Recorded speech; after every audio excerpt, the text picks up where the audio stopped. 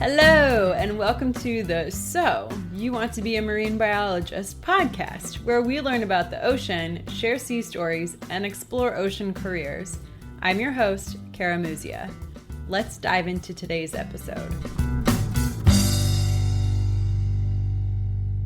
Hey, do you want to help the oceans? Have you considered a career in marine biology, but maybe just aren't sure where to start?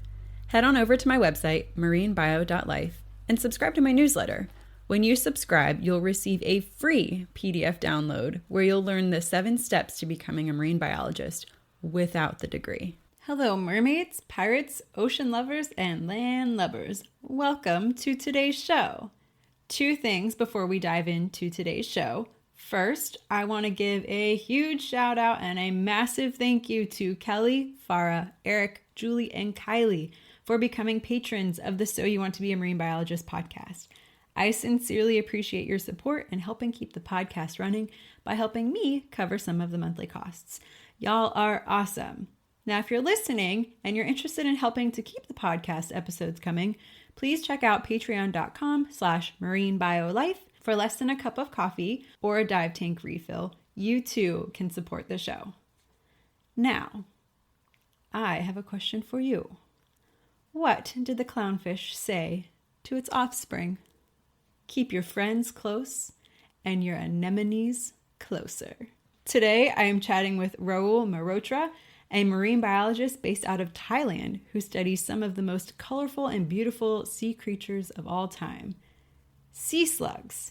Yes, you heard that right. If you're not familiar, sea slugs, sometimes called nudibranchs, are some of the coolest sea creatures around. You'll learn more about them in today's episode, but if you need an idea of what they look like, be sure to check out the show notes at marinebio.life/28. Sea slugs are so captivating, in fact, that it was actually a photo of a type of sea slug called a nudibranch that catapulted Rahul's interest from land animal conservation into the sea. Since then, Rahul has pursued researching the underwater world in the Gulf of Thailand, discovering and naming some of his very own species. Join us today as we dive into the colorful world of nudibranchs, learn about true ocean exploration, and some of the amazing discoveries that Rahul is making, including uncovering a hidden diet of corals. We also chat about how you can get involved with ocean science, no matter where in the world you live. Please enjoy. Rahul, welcome to the So You Want to Be a Marine Biologist podcast. I am so excited to have you on. Hey, great to be on. Wonderful. So your work currently involves studying sea slugs, biodiversity-filled muck, and advocating for citizen science, which I want to dive into today. But originally, you said you're from London, and I'm very curious what inspired you as a Londoner to become a marine biologist in the first place? Well, it certainly wasn't being a Londoner that did the inspiration. However, I have been in the Thames. I wouldn't recommend it. It was more of growing up in India, actually, that growing up surrounded by animals and the love of animals that my mom instilled in myself that drove me into wanting to take my love of animals further when it came to a point at university when I decided that I wanted to do things that were perhaps more in line with what I thought I could do for multiple years of my life. And the natural love of animals and growing up surrounded by animals threw me to a passion for conservation for terrestrial mammals, actually. And so the progression into what happened next, nobody really expected. Certainly growing up on the beach, picking up seashells was not something that I connected until much, much later, that my obsession with seashells would play a much more significant role than I'd expected. So what animals were you surrounded by that led you to be involved in conservation? Well, aside from the household dogs, in India as a kid, we had monkeys breaking into the apartment now and then. I remember vividly the age of 7 in the middle of Bangalore in the south of India. Monkeys broke in and, from what I remember, took apart my mom's makeup, and coconuts ended up everywhere, and mirrors were broken. And you're surrounded by birds and extremely loud squirrels all day long. It is something that is sufficiently more infused with wilderness than there was in London. But even in London, growing up later, there is a park called Richmond Park, which to this day is a very important place for myself. It is an area of greenery in a part of the country where you tend not to associate that much with wild deer and some wild snakes. And this is in the UK. So being surrounded by that wilderness has always been important to me. It just took me a while to figure out that's what I actually wanted to do. Wonderful. How old were you when you moved to London? Well, I was actually born there, and then at a very young age went back to India. But from about the age of 9, 8, 9, I was in London for most of the time, going back to India once or twice for a period of time. It's been a lot of back and forth, I think. So when you were going to university, where did you decide to go? And it was mostly for just animal conservation in general, or did you know at that point that you wanted to study the ocean? Oh, no. That particular journey has been a bit weird, but I would say that I first went to university at Royal Holloway University near London, not having a clear direction, knowing that the area of biology was something that interested me, but I wasn't particularly academically skilled or motivated. And approximately halfway through my year there, which was a foundational year, I decided that the only way I would really be able to continue doing anything scientific, anything academic, would be to do something that was directly something I was passionate about. And at that time, the idea of zoology, natural sciences, being out in the wilderness, that was the only thing that I could resonate with, that I thought I could do with for an extended period of time. And so as I got towards the end of that first year, I decided to turn everything around, separate my decisions from perhaps some of those that might have been expected of me, and go to the University of Cumbria, where I did animal conservation, because I decided, why go straight into zoology when what I'm really passionate about is the protection of wildlife. And in this day and age, those two things are kind of hard to separate. So it wasn't a giant leap from a love of animals to love of wanting to actually conserve them. The marine stuff did not kick in until my friend showed me a profile picture on Facebook, or some social media way back when, perhaps this was MySpace days, of a nudibranch, which is a sea slug. And I looked at that and thought that had been perhaps a cartoon, until I found out that it was a real animal.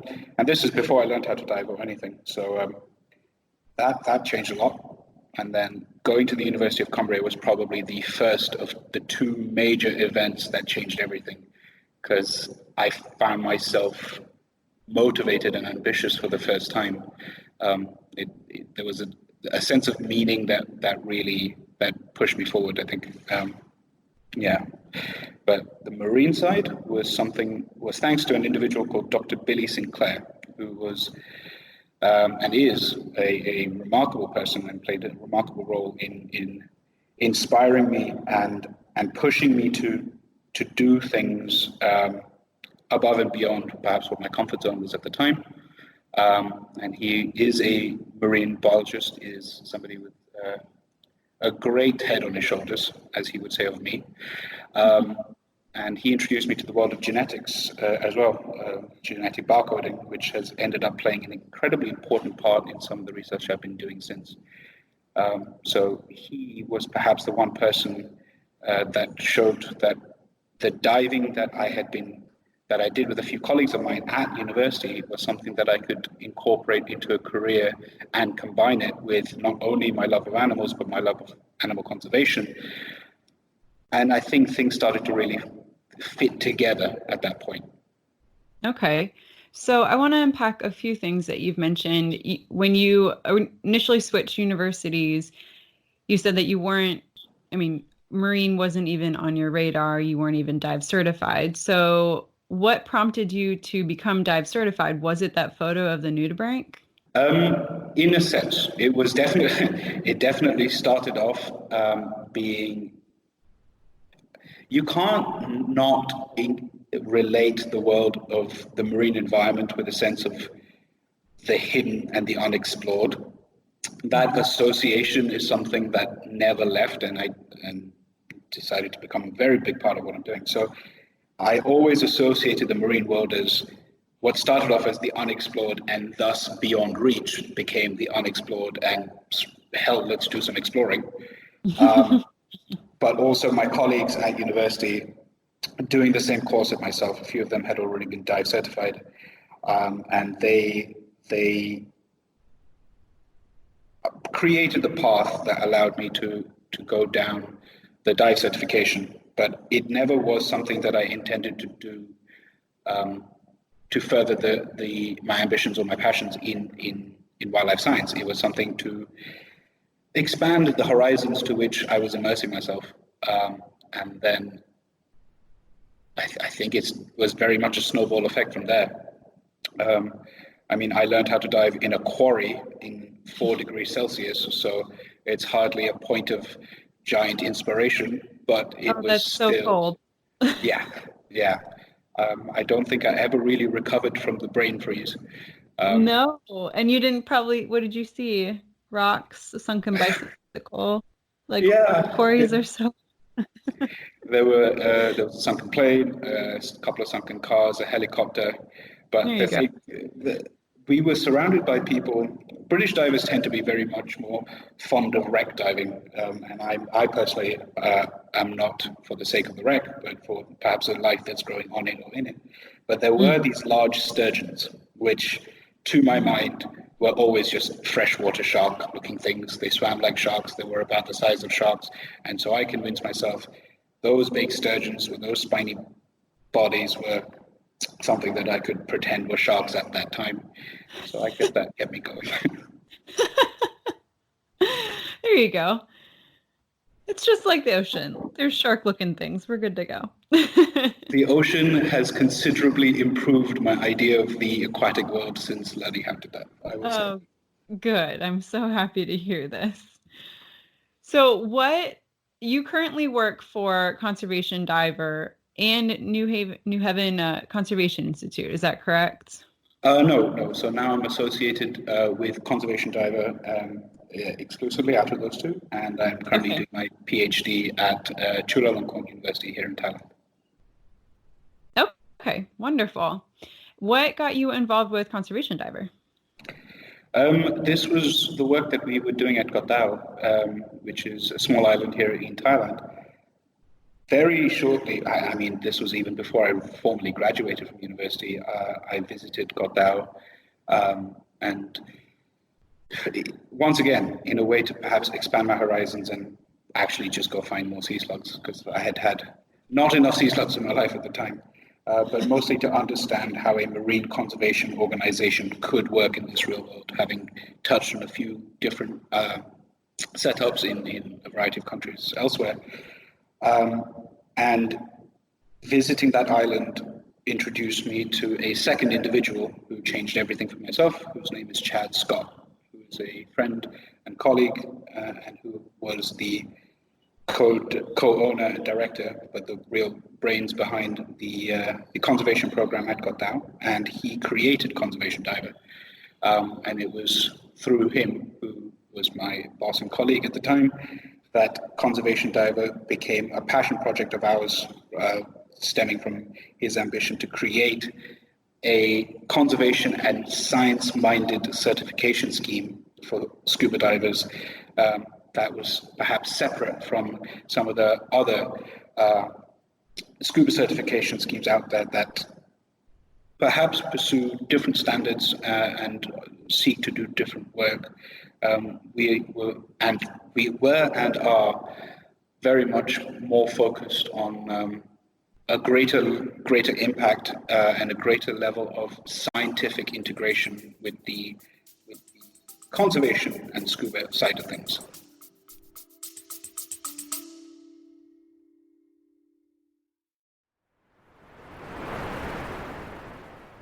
Hey, Kara here. I hear it all the time. How do I become a marine biologist? Or my niece wants to help the ocean. Where does she even start? I hear from students, yes, and also nurses, HR professionals, and other mid-career folks who wonder if they could still make their dream of working with sea turtles or sharks come true, wondering if it's too late to answer the ocean's call. Here's what I've learned after 20 years in the field and hundreds of interviews. There's no straight line, no magic degree, and no gatekeeper. You create the path forward. If this sounds overwhelming and vague, I've created 2 tools to help you stop wondering what if and start moving forward with clarity and purpose. The first is my free guide, Be a Marine Biologist Without the Degree. Over 1,000 people have already downloaded this guide and taken their first step towards ocean impact. Inside, you'll find 7 concrete, doable actions to help you get started, whether you're just exploring or ready to make a change. Then there's the Ocean Blueprint. This is a 30-day self-paced course that helps you build your unique path into ocean science and conservation without quitting your job or going back to school. Inside the Ocean Blueprint, you'll get daily prompts to explore your interests, skills, and next steps, a structure that turns overwhelm into real momentum, and a bonus section to root your work into ocean connection. You don't have to wait for a degree, a perfect plan, or permission. Whether you're wading in or ready to take the deep dive, these tools are here to help you move from dreaming to doing. The ocean called. Are you ready to answer? Links in the show notes and on my website, karagracemuzia.com. I can't wait to see the waves you'll make.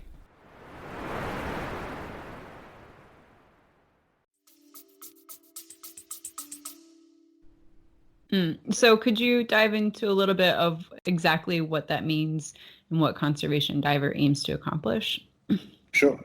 Conservation Diver, in essence, is a certification scheme for teaching students. We have a variety of different syllabuses and courses that we teach, but teaching students how to incorporate marine science and through that marine conservation into the scuba diving life, certainly in tropical environments, at least for now.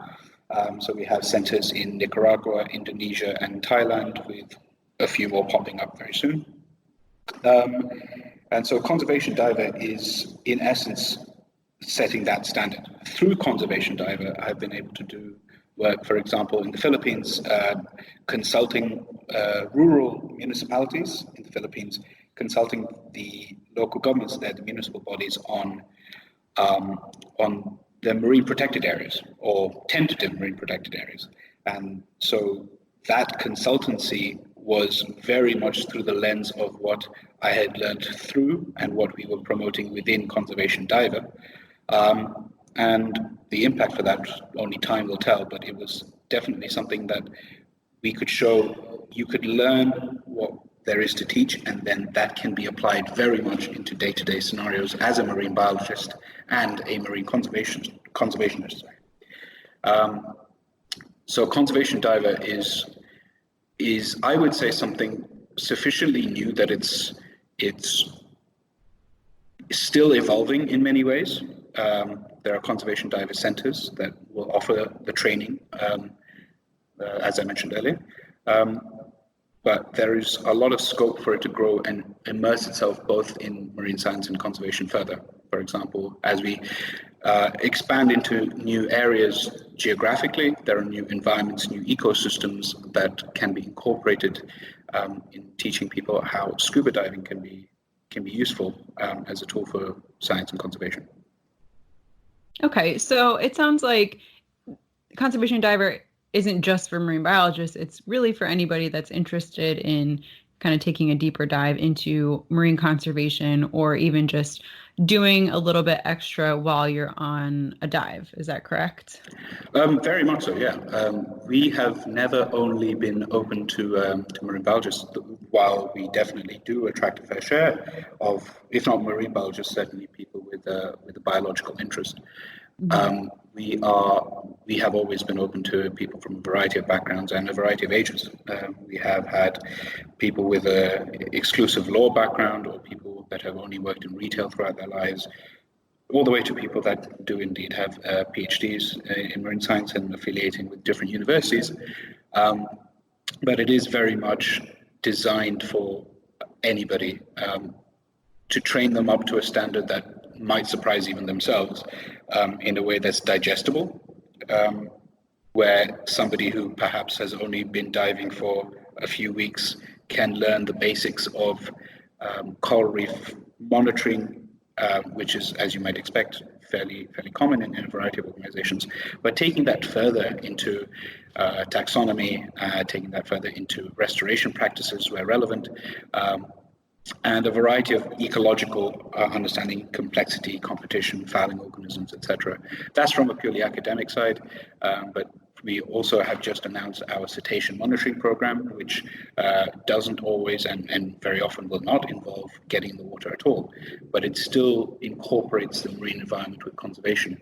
And once again, that's open to anybody, regardless of background. Wonderful. That sounds like such an amazing program. So this is your day job. You get to teach people how to be a better diver and how to interact with the marine environment in a more scientifically and more eco-friendly manner. Yes, that was my day job until recently. However, I have taken a bit of time away to actually finish this PhD thing, which will be done very soon. I love that just a few minutes ago, you said that you weren't academically skilled or motivated. And now here you are. You found something that interested you so much that you are getting your PhD in it. I think that's pretty impressive. Thanks. That continues to surprise me. That's fine. So let's dive into your research a bit. I mean, one of the reasons why I reached out to you is because you do study sea slugs and nudibranchs, and they are not the same thing, even though people use them interchangeably. So could you explain really what got you interested? Was it that pivotal photo that you saw at university, and what you've discovered along the way? Sure.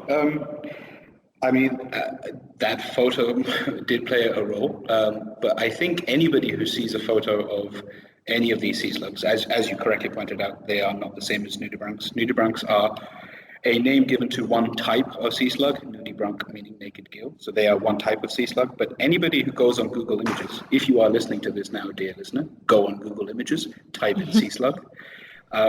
You will see precisely why I was enthralled by them.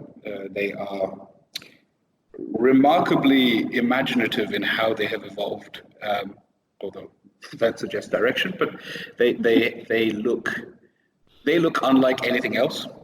And so it's kind of hard not to be gripped by them. That did evolve further, particularly once I came to Thailand, and we started to do some surveys around Koh Tao at the initial brief spell that I was here, which then led to several years of diving around and finding species that had not been recorded in Thailand before. I was working as a researcher before even pursuing a PhD, and the PhD very much became a continuation of the research that had started with Chad at Koh Tao, which is all, it has been incorporated within the conservation diver program as well. So it definitely informed and allowed us to continue doing a lot more research. So finding species that had not been found before really threw me back into what I remembered marine biology to feel like, which was exploration. It feels very much like you're touching the vein of things that people don't know and people haven't seen, simply because the marine world is something that we need a lot more people immersed in and looking for things and understanding things that they are seeing, certainly now at a time when a lot of stuff is changing. But sea slugs are definitely a very effective vector to feel like you are exploring, because the vast majority of sea slugs that I find in certain ecosystems are undescribed, in many cases undiscovered, until one of us just swims across it and, oh, look, that colorful blob that nobody has seen before. That really helps continue the motivation of exploring the marine environment. So when you come across these colorful blobs that nobody has seen before, and you start to describe them. Do you get to name them as well? Yes. So one thing I was very keen on when I started to get interested in sea slugs at an academic level is not only the taxonomic work. I find that the vast majority of research that has ever been done on sea slugs has been around taxonomy and systematics, therefore how they've evolved and how they're related to one another, and the classification of them, and their biochemistry. So sea slugs are all toxic, which means if you were to touch it, you'd be fine, although I wouldn't recommend that. But if you happen to swallow it accidentally, you'd be having a very bad day because they will mess up your insides. But those toxins that they incorporate from their prey, they have led to a lot of unique biochemistry. So taxonomy and biochemistry, as in the use of these chemical compounds that make them toxic, for example, in fields like medicine and neurobiology, these are the two main areas that people have focused on with sea slugs. And so I wanted to veer away a little bit from that and try and focus on the ecology of sea slugs. When one of our students once asked me, "Why do you study sea slugs?" I provided an answer that I presume is not very dissimilar to the one that I've already given. But then they went ahead and said, "What happens if all the sea slugs die? Why are they important? What happens if you remove all the sea slugs from an environment?" And I could not give a straight enough answer that I knew was supported by evidence. I could hypothesize, till the cows come home, but there was not enough evidence in the ecological interaction of sea slugs in a variety of different environments because there just hasn't been that much work on it. So, yes, I do work on taxonomy of sea slugs as well. We are, in fact, our latest species description will be potentially published by the time this actually comes out. But I have very much tried to put a lens on my investigations and trying to figure out the interactions that sea slugs have with the environment and vice versa, which has led to a bunch of rather unique discoveries, I'd like to think. And so taxonomy in combination with ecology is something that I'm pushing forward. I love that. And you have made some unique discoveries. I found one of your papers that you actually observed a coral eating a sea slug, and that has never really been observed before. And I thought that was fascinating. When you think coral, you usually think, okay, zooxanthellae, they have a symbiotic relationship, and that's mostly how they get their nutrients. But there are some that have evolved to eat larger prey, which is very interesting. Yeah, that observation tied together several different aspects that paved the way for a lot of interesting work down the line. The observation was made during one of the regular ecological monitoring program transects that we were carrying out as part of the conservation diver syllabus. So we'd gone to a reef that basically nobody was diving at, and we were surveying the substrate, the coral growth, and the invertebrates. And one of our students came across a sea slug, and being the sea slug guy that people thought I was, swam over to me, brought me over, and he said, "Hey, look, sea slug."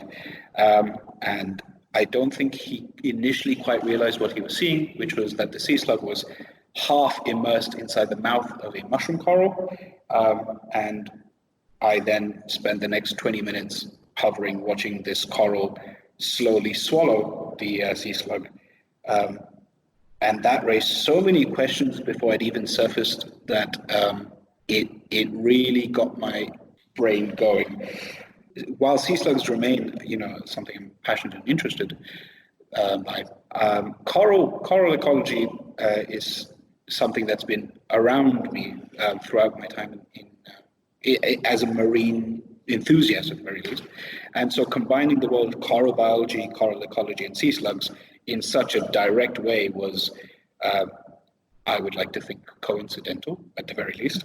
But then it led us to realize that this was unique in a number of ways because corals, as you pointed out, they primarily get a lot of their energy in general from zooxanthellae. There are several corals out there that have no zooxanthellae, but they still get their energy somehow, and they get their energy by eating because all corals have to eat at least a little bit of something. So we call that heterotrophic feeding. And what we had seen here is that corals, while heterotrophically feeding, they tend to feed on basically small particulate matter in the water column, sometimes some dissolved matter, but basically very small things, usually planktonic. So you might get zooplankton being consumed. The largest things that we've known them to feed on at that time were very small jellyfish and salps, which were also planktonic. Sea slugs, in general, tend to stay on the seafloor. There are a few sea slugs that can temporarily swim. There are some sea slugs that permanently swim, but the vast majority will be very much gravitationally bound. So to find something that was not only benthic, meaning something that was found primarily on the seafloor, but also something that was not overly gelatinous, so to speak. They're not salps, they're not jellyfish. These were complex-bodied animals that was being ingested by the coral, really began to ask the question of how, why, who, when, where, what. Mm-hmm. And then that we investigated that a little bit deeper and tried to figure out, well, okay, corals, much like many cnidarians, such as anemones and jellyfish, etc., will happily ingest a great number of things, and then they will taste it, or for lack of a better word, they will figure out what the chemicals inside their mouth are telling them. And at that time, we simply observed this coral eating the slug. Over the next 4 years, we carried out a variety of tests, taking these slugs and a variety of others, and basically, there's no better way to put it, feeding them to corals of a variety of types, which was an interesting 4 years, to see what the corals would do. And it often was the case that after about 20 minutes, the coral would quickly spit out the slug, because clearly the slug, being toxic, as I mentioned earlier, is not something the coral wanted to taste. However, we did find some slugs, some species, that were definitely more palatable. There were corals that were happily ingesting and consuming these slugs, whereas others would be ingested, the coral would then spit it out later, and then the slug would crawl away, realizing it had had a very bad day. But in general, all of the slugs that were spat back out, for lack of a better phrase, were at the very least confused, but always alive, and they would crawl away as if, they were going to just continue on with their lives. So that suggests that corals are able to have some limits in terms of what they like or what they can handle. But also that means that perhaps sea slugs have played a role in the feeding capacity of corals. And that tells us perhaps a little bit that corals may be able to feed on a far greater variety of things than we'd ever expected. And in a day and age where coral bleaching is pervasive, which is the expulsion of zooxanthellae due to stresses such as temperature, certain corals may be able to survive for some amount of that time by feeding on a greater variety of things when energy by zooxanthellae is less available. It's fascinating. That research is. I read that paper, I read part of it, and I was just blown away. And you have photos. Now, were the photos of actually that first incident, or was it from your subsequent research? Did you actually have a camera on you to catch this crazy phenomenon happening the first time? Without a doubt, yeah. Getting in the water without a camera, so long as it doesn't get in the way of, being a responsible diver and a responsible scientist, having a camera in the water is a blessing. So that first observation, that the first short paper that we wrote with the initial observation, those were the original photos. And then the subsequent paper, the longer paper after the 4 years of work, those were all photos taken as part of the later study. So they were two different sets of work. Fascinating. I love this. I really love that it really does feel like true science and exploration, and that you're like observing wildlife and like what it actually eats and discovering new things all the time. It's really cool.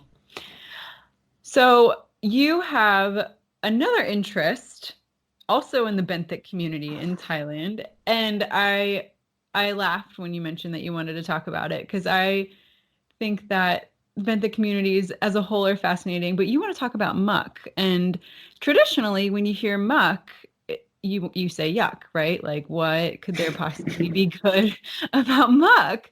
But you say that there's a lot of biodiversity in that. So I'm very curious, what made you turn your lens to the true benthic community of muck, and what have you been finding?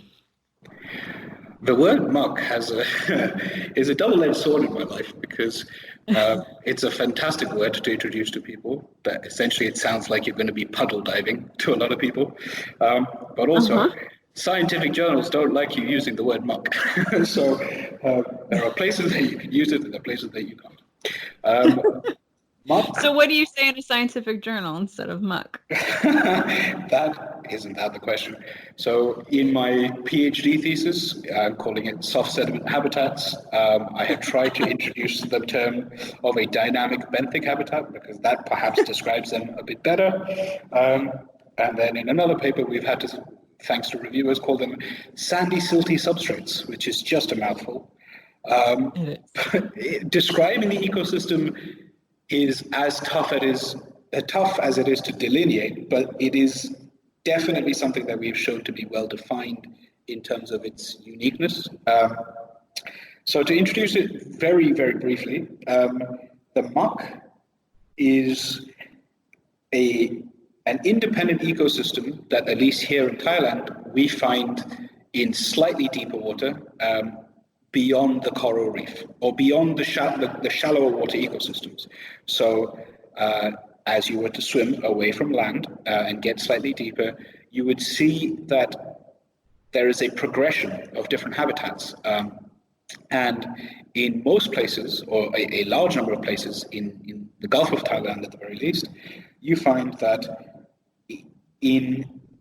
at a certain range of depths, or a certain range of places where the conditions are right, an ecosystem will emerge from these sandy areas that has a diversity and ecology that is distinct from anything else.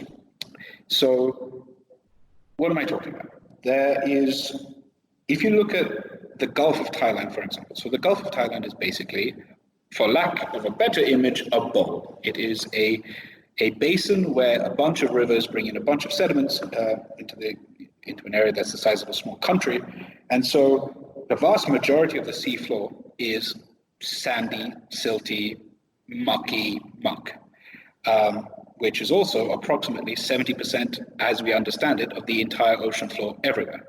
So regardless of how deep you go, the seafloor around the world tends to be dominated by sandy, silty, mucky muck of different consistencies. But the habitats that I'm focusing on are not kilometers deep, but we find them as shallow as 12 meters in some places, down to as deep as we can go, really. And we find corals, we find sponges, algae,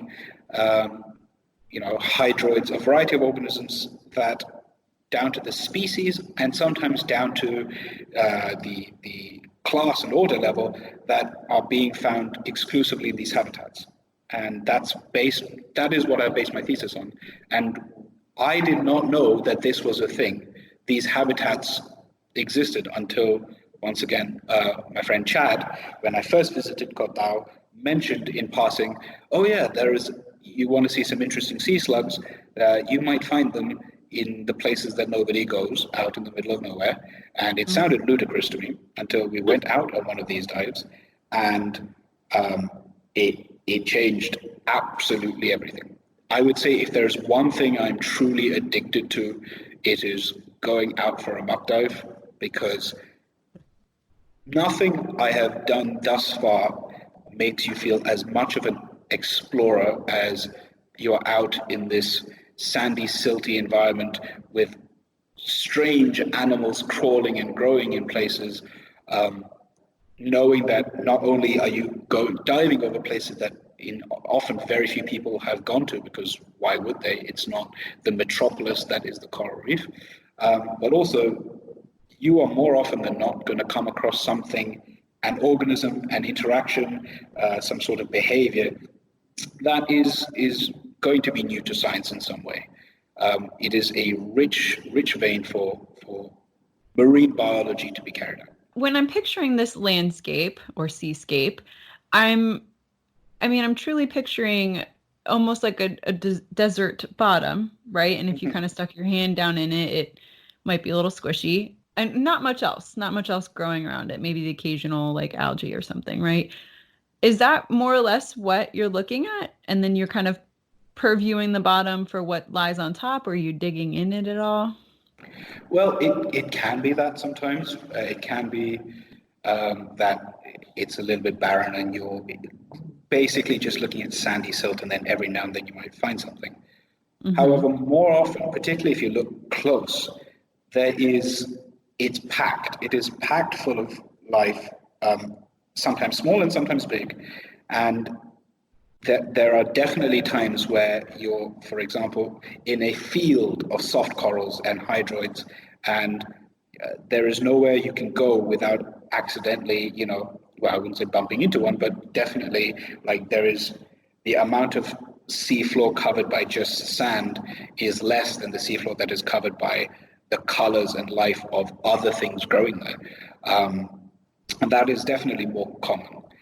There is actually one of the ways that we differentiate this habitat from at least the shallow coral reef habitats that I've studied is that there's actually a belt, a relatively ill-defined belt between the coral reef and these muck habitats, which is much more like the desert idea that you were describing, which is sand, maybe some gobies, and a very confused lost coral from the shallower waters, but really not much else. So it's the edge of the reef. Just beyond the edge of the reef, there's this belt of barren. And then as you continue to go further out, then you start to see quite a visible change.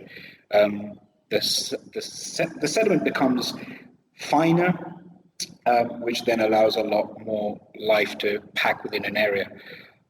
It's also sufficiently far enough away from the coral reef where potential predators like opportunistic wrasses, who, by the way, are now on my hit list as least favorite organisms for the amount of my research that they've gotten in the way of, where you don't have these opportunistic predators packed in the coral reef, you tend to find survival of things that can live perhaps more freely because it's far enough away from these guys. That's so fascinating. The ocean is such a fascinating and amazing place, isn't it? Very much so. Oh my goodness. So you're going to have to explain, why are wrasses on your hit list? I don't think I've ever heard that phrase, and it's hilarious. This may be an unpopular opinion, but many of my students have heard me phrase things in a way that I won't phrase them on this podcast. I'll give you an example. When we are observing a slug sitting on a coral, waiting for the coral to eat it, and you're like, this is fantastic. Look, this coral is doing things, and this is great research. We're collecting some great information. And as you are watching this slug sitting on this coral, a vague shape off in your periphery appears out of nowhere, swoops down, picks up a slug, and then swims off. And you look at this fish in shock. And this fish looks at you and realizes, you know what, this thing that I just ruined your experiment, I don't actually like the taste of it, and it'll spit it back out. And that poor slug, which has now gone from being captured by a coral to being captured by a fish, will then fall down onto another coral, and that slug is having a very bad day. And so we actually mentioned this in the paper as a potential vector for how some of these benthic animals could end up on corals. Sea slugs have evolved to be colorful because they are toxic. It's called aposematism. They want to bring attention to themselves, often for those that aren't camouflaged, to tell potential predators, you don't want to eat me, you will regret it. Right. Clearly, wrasses have evolved. Yeah. Wrasses have evolved to clearly not care much, or perhaps my negative biases are coming through because I kind of see them as lumbering, sneaky devils that will come by, pick it up anyway, and realize, you know what, that was a bad idea, and perhaps go out. We have seen wrasses do it over and over again.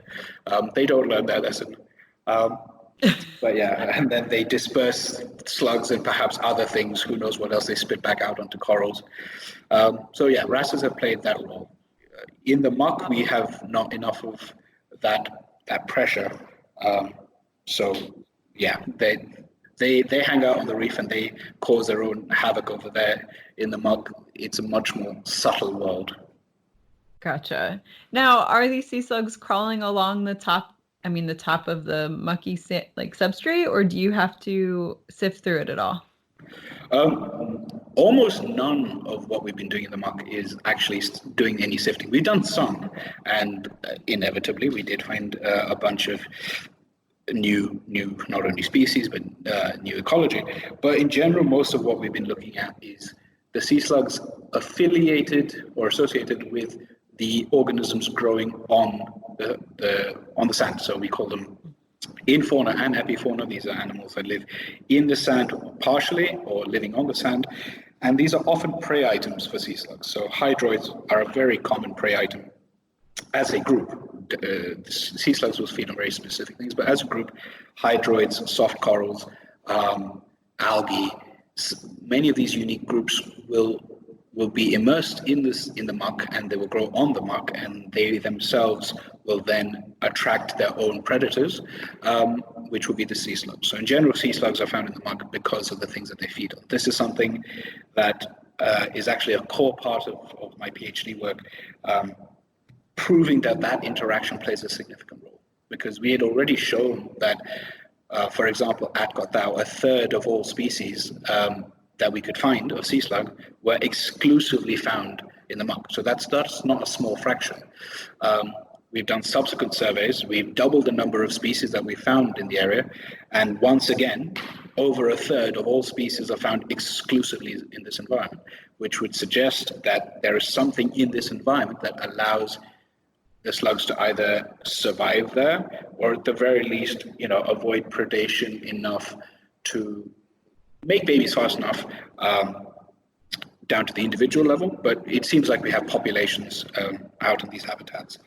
The truth of the factor is, unfortunately, that this is something that seems fairly intuitive, but while the muck is an ecosystem that attracts $150 million in tourism in Southeast Asia, for example, in popular locations like Lembe and Anilao in the Philippines and Indonesia, while popular with tourists, it has been not overly popular with the academic community. So the amount of science yet to be done in these habitats is extensive. So straightforward and simple things like the habitat where the prey is found is where you'll find the predators seems intuitive, but evidence is something that I'm basically having to get from the ground up forgive the phrasing. Amazing. Oh, that research is so fascinating. So you mentioned that you also have quite a few fingers in citizen science efforts. Could you elaborate on that? And do you get people that are helping you with your work that are considered citizen scientists and not necessarily, researchers? Oh, yeah, definitely. The truth is, while sea slugs and the muck are two of my biggest passions, I keep myself quite busy. And citizen science is a fantastic tool that's, I believe, underutilized in the world of marine science and has led to a lot of progress that we've been able to make. So, for example, we've we've got a sea turtle identification program in the Gulf of Thailand based on work that we'd started at Koh Tao, and we've now expanded it. And we're able to begin to identify resident sea turtles at very specific locations throughout the Gulf of Thailand. And this has already been done in other places, but sadly in Thailand it hadn't been done, at least in the Gulf to an extent. The most recent work has actually been stinging jellyfish. We've been collecting information from the scuba diving community to see the number of observations and when observations are being made of certain stinging jellyfish that could impact the tourism industry as well as the medical industry in many cases, for example, overly dangerous ones, and to see the response of an industry to certain environments, such as stinging jellyfish, which has been linked to a changing marine environment because of climate change. So utilizing the eyes and the ears that go beyond yourself really allows you to have a lot more information to work with. Just because not everybody can do the lab work side of stuff, what I tend to really be keen on telling students is that the line between a citizen and a scientist is more blurred now than it has ever been, with the access to the information that we have on the internet, as well as the level to which somebody can engage as an amateur is really, really remarkable. And at the end of the day, every scientist was a citizen once. So you really, it's down to you as an individual, in this case, and once again, I'm talking to you, dear listener, breaking the fourth wall, to the extent that you want to engage with the scientific side of stuff. I mean, going back to sea slugs very briefly, we have a Facebook group that I am a part of called Sea Slug Thailand that was started prior to my research here. It was created by an amateur diver, a recreational diver who is very skilled, but he's an amateur scientist.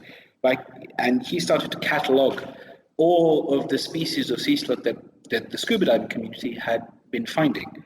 And now we have one of the most extensive country-specific databases of sea slug diversity anywhere. And we'll be converting that into a very, very interesting project down the line. And that was created by somebody who had no formal scientific background, certainly not within this field anyway, of his own interest. And nobody asked him to do it. This is not too uncommon in this day and age for people to really take their nerdiness and make something more of it. And this is, the word nerd is being worn as a badge of pride nowadays, and I think that's a positive thing. That's a good thing. And that usually results in people taking that side of themselves and really running with it. And so you get things like Sea Slug Thailand, and you get things like, national databases of turtles and stuff that people may think was incredibly out of reach once upon a time. With the technology that's available, whether it's Facebook, whether it's just Wikipedia, getting the information and spreading that information, it's really down to the time that you have. As for the people that help me out with the efforts I have, really everything that I've been doing from a citizen science standpoint has been voluntary in most cases. And so the people that help me out are volunteers that want to expand either their own skills base or just interested in answering the questions that we want to ask. For example, how many turtles are there in the Gulf of Thailand? And from a conservation standpoint, how many olive ridley turtles are there? Because right now they seem to be disappearing very quickly. So I think once you have a citizen that is interested in answering a question, they very rapidly become a scientist, and we could do with more of those.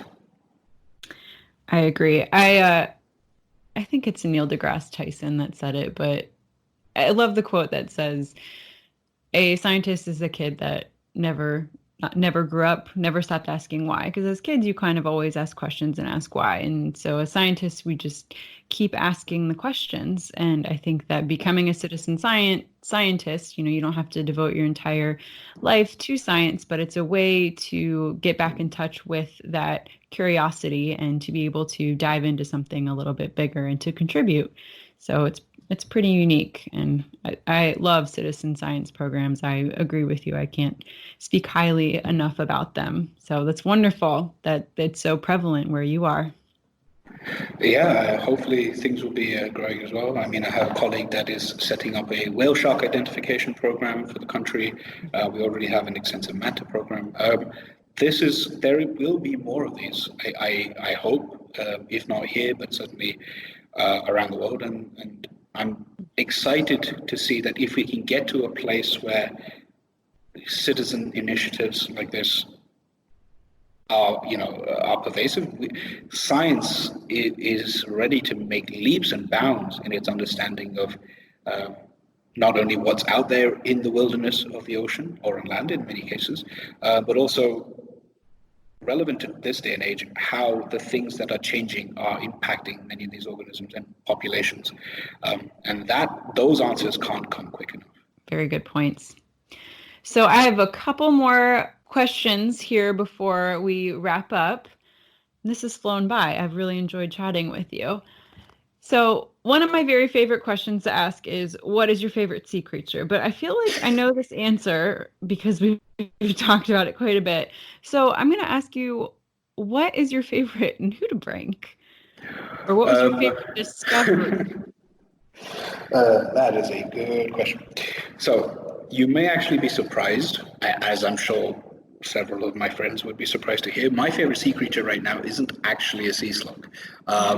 Even though I do I'm very interested by sea slugs. I like to do a lot of different things. And actually my favorite organism right now is a very, very, very small coral called Heteropsamia moretonensis. I'm not going to spell that out for you.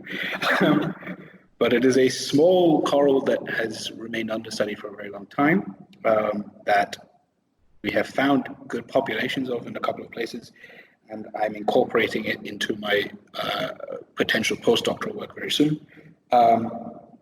And yeah, it's the cousin of one of the corals that was found to be able to eat slugs.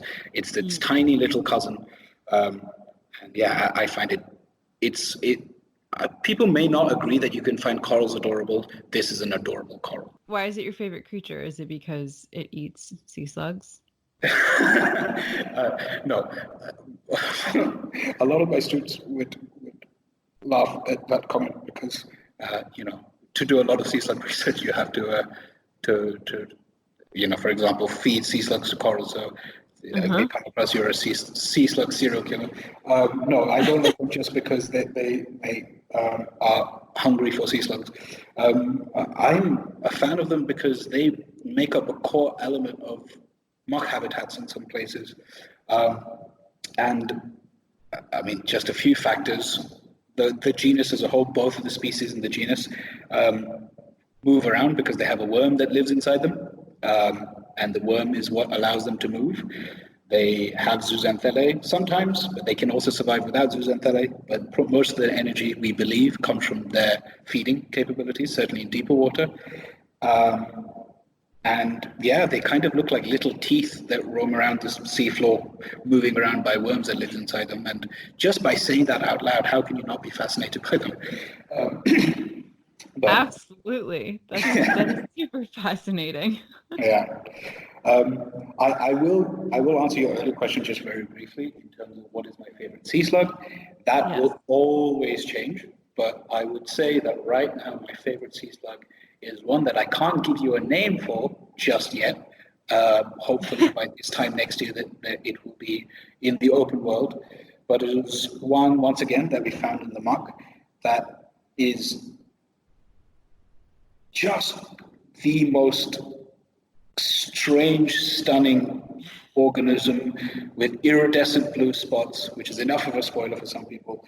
And we know, even now, we know so little about it And we found that it evolutionarily has played a very important role in a very pervasive group of animals. And that, right now, my favorite sea slug is one that I can't tell you about. So you'll just have to wait and see. All right. I'll be waiting. Be checking your research. Very much. So how do you come up with the names? I'm sure that like there's some nomenclature, but you hear about, like the species name being named after movie stars and stuff. Do you ever get to do stuff like that? So, yes, well, that is a good point. I personally, probably of all the things that I've said in this podcast, this might be the most controversial. I'm not a fan of the boring descriptive names that are simply Latinized. So if you're going to name a species, I think it should have impact. And it should be something that's interesting to people. So, for example, the scientists who named, a peacock dancing spider in Australia after Skeletor and Sparkle Muffin, or the people that named a yellow fungus after SpongeBob, those are my kind of people. I very much like the idea of using 21st century discoveries to reflect 21st century mentalities, which is science plays a unique role in our lives, and it's going to continue to evolve as society evolves. And being stuck in the Linnaean age of calling something the spotted animal because it has spots inspires nothing but apathy in me. So thus far, the sea slugs that I have been able to work with or collaborate with, we have named primarily after prominent people that have contributed to a lot of the work, but also, for example, the first or second, depending on how you read the paper, species I described actually named after my colleague and friend Chad, because of the incredible work that he did in promoting marine science and conservation at a very important location in Thailand. But also, the other species that we named in the same paper was named Occulta, Occulta. And this was because my colleague and myself listened to heavy metal and we wanted to start conspiracy theories. But also, occulta in Latin means secret, and it was found living secretly alongside this other species that people had not been sure if this was the same species or different. In at least some people hadn't. And so it was a play on the idea that, well, why don't we bring in the word for secret and our heavy metal ways to personify that or slugify that of a sea slug. And so those are the kind of names that I most gel with. And I can confirm that there will be a few of those on their way. I love it. I love your methods of naming. That cracks me. Yeah, I hope so too. As time goes on, I hope I don't get too carried away. But for now, I like the creativity in science, because a lot of scientists, the science as a whole is often seen as a rather gray, clinical field. Even, marine science, which people do see as adventurous. And I think humanizing science a little bit can be done in a variety of different ways. One could be citizen science. One could be, naming a fungus after SpongeBob. One way or another, you get people's attention. This is very true. Very true. So as we wrap up here, I always like to end with an action item for the audience. And you have two, and I thought they were both interesting, and they they both involve getting people involved with science. So your first was kind of having people return their faith in science, and the other one was to get people involved in citizen science. And I think it's kind of beautiful how they are connected, really. So could you elaborate a little bit? I'll try to make this not too political, but I would say that in this day and age, science is perhaps being eroded from certain perspectives, and people's faith in science is crucial to allow scientific progress to be made, in a sense, because the best thing about science is that it doesn't really care about people's beliefs or people's subjective biases. Evidence is evidence, and if you can show evidence that counters the evidence, then scientific progress continues. And in this day and age, claims are made, certain obvious changes, such as the global climate, are refuted based on, in some cases, misinformation, in other cases, outright public lies, that I think would be avoided, or certainly people and communities would be more resilient if they were able to engage with the scientific industry, scientific field anyway, at a greater level, at a deeper level. And this is a twofold problem. One of them is that it would be nice for the scientific community this is something that a lot of people try, but more effort needs to be done on making science accessible to the general public and explaining, hey, these claims that we're making, the theory of evolution is not a theory. We call it a theory, but evolution is proven. Evolution is something that I do every day in the lab when I work with DNA. And getting the general public to understand where science stands today is crucial. On the other hand, it would also be nice if public figures and people with, influence, whether they're politicians or not, would make their voice heard in the favor of truth and evidence rather than against it, so that people are incentivized to actually dig deeper themselves. You can only bring the horse to water, so to speak, but we can do all the more to really show people where they can access reputable sources of information. Now, you're right, that does connect a little bit with the citizen science call to action, which is in the same vein, anybody can access information that agrees with their ideas, disagrees with their ideas, or both.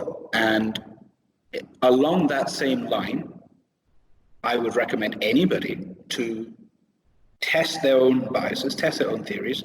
And one great way to do that is to conduct citizen science efforts. To be a citizen scientist is not only somebody who contributes knowledge and contributes observations, contributes data to the scientific community, but also goes out there and tests their own biases, or at the very least goes out to seek the answers to their own questions themselves.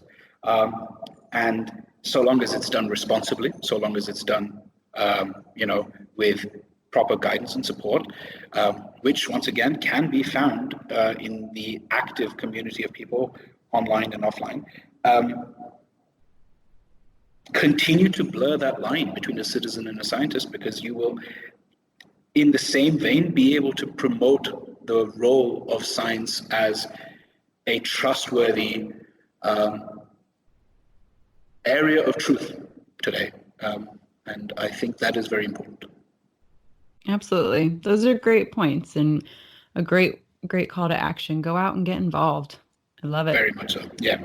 I think if we could encourage any one thing, I would say that. I would say people are never too far away from immersing themselves, either literally or, metaphorically in the world of science.